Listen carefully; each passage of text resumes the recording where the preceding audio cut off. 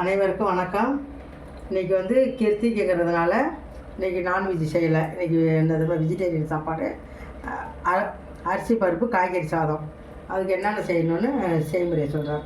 இந்த கப்பில் வந்து பாதி அரிசி, அதே அளவுக்கு பருப்பு கழுவி ஊற வச்சு 10 நிமிஷம் ஊற வச்சுட்டு கழுவி எடுத்து வச்சுருக்கிறேன். காய்கறி அவரைக்காய், கத்திரிக்காய், உருளைக்கிழங்கு எல்லாம் கட் பண்ணி வச்சுருக்கேன். 3 தக்காளி, வெங்காயம், பூண்டு, பச்சை மிளகாய், கொத்தமல்லி, கருவேப்பிலை. செய்முறை: குக்கர் வச்சுருக்கிறாப்புல எண்ணெய் ஊற்றிக்கணும். அரிசி பருப்பு சாதம் மிகவும் ரொம்ப நல்லாயிருக்கும். அது நல்ல சுவையாக இருக்கும். அது ஏன்னா காய்கறி எல்லாமே அதில் வெந்துடுது. வெந்ததுனால நம்மளுக்கு ரொம்ப சத்தானது கிடைக்கும். இதில் கொஞ்சம் நெய் ஊற்றிக்கலாம். நெய் போட்டால் கொஞ்சம் சுவை அதிகமாக இருக்கும்.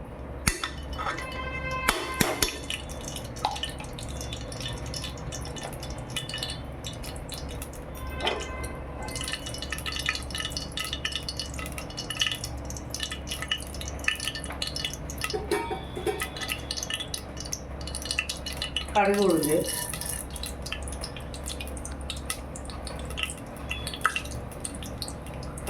நல்லா பொரியட்டும்.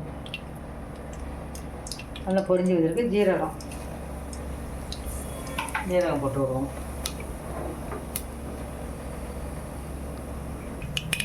நல்லா பொரிஞ்சு வந்துருச்சு. இதில் வந்து பூண்டு, வெங்காயம்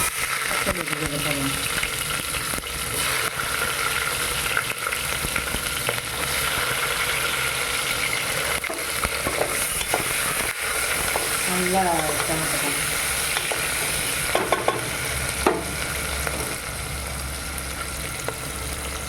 கொஞ்சம் உப்பு போடும்போது சீக்கிரமாக செவந்து வரும்.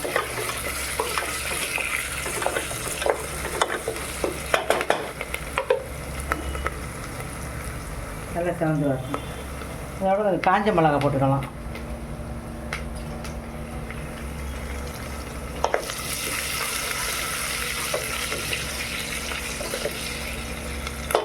காஞ்ச மிளகாய், பச்சை மிளகாய் அவங்களுக்கு தேவையானது போட்டுக்கலாம். உங்களுக்கு காரத்துக்கு தகுந்த மாதிரி போட்டுக்கிறோம்.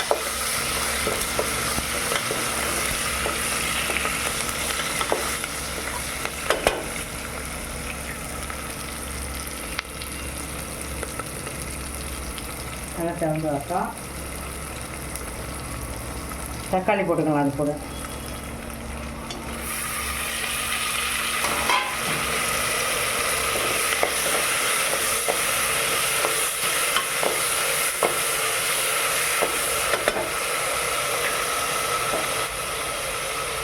தக்காளி போட்டு வேகட்டும். இந்த பெருங்காயத்தூள் போட்டுக்குவோம்.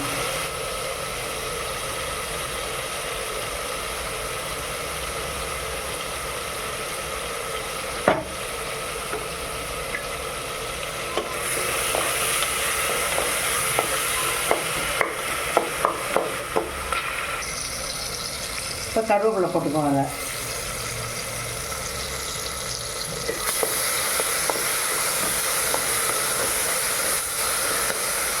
கருவேப்பிலை போட்டுக்கலாம். கொஞ்சோண்டு மிளகாய் போட்டுக்கலாம்.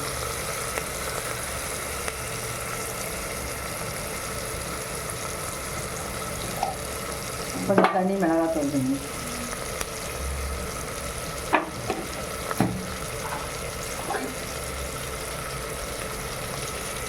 மஞ்சத்தூள் கொஞ்சம்.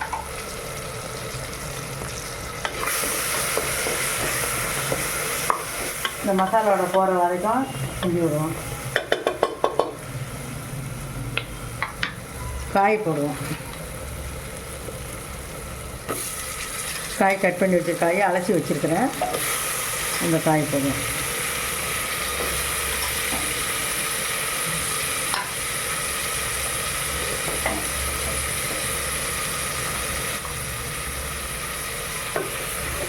அந்த பச்சை வர போகிற அளவுக்கு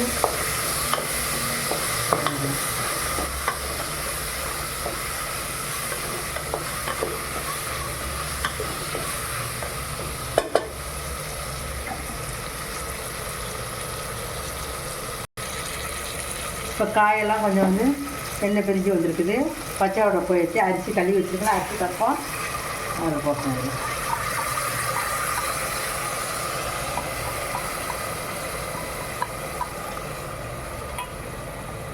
போட்டு ஒரு கிண்டி கிண்டி விடுவோம்.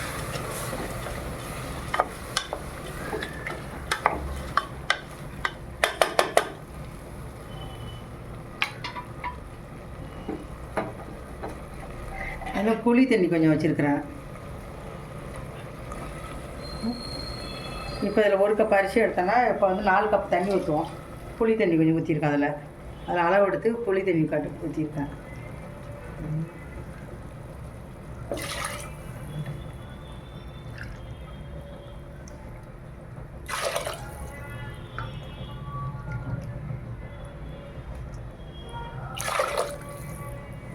அதில் கூடுதலாக கூட தண்ணி ஊற்றலாம். நல்லா குழைவாக இருந்தால் நல்லாயிருக்கும். கொஞ்சம் தான் உப்பு போட்டோம். இப்போ கொஞ்சம் உப்பு போட்டுக்கலாம். தேவையான அளவு உப்பு போட்டுக்கலாம்.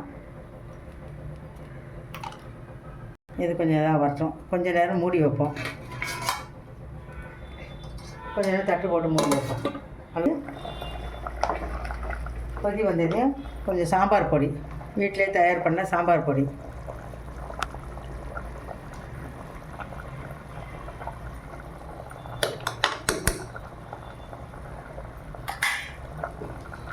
சாம்பார் பொடி போட்டு நல்லா கிண்டி விட்டுருவோம்.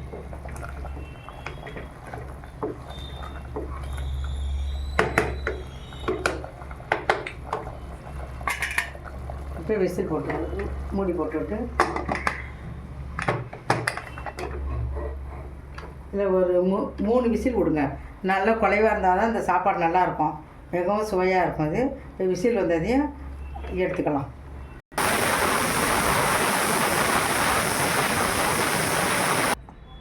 கீழே எடுத்து வச்சுட்டேன். மூடியை ஓப்பன் பண்ணிப்போம்.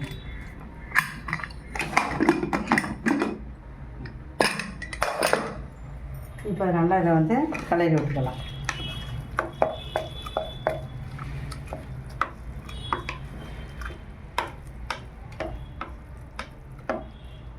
கலரி விட்டது கொஞ்சம் நல்லாயிருக்கு. ஒரு பாத்திரத்துக்கு மாற்றிக்கலாம்.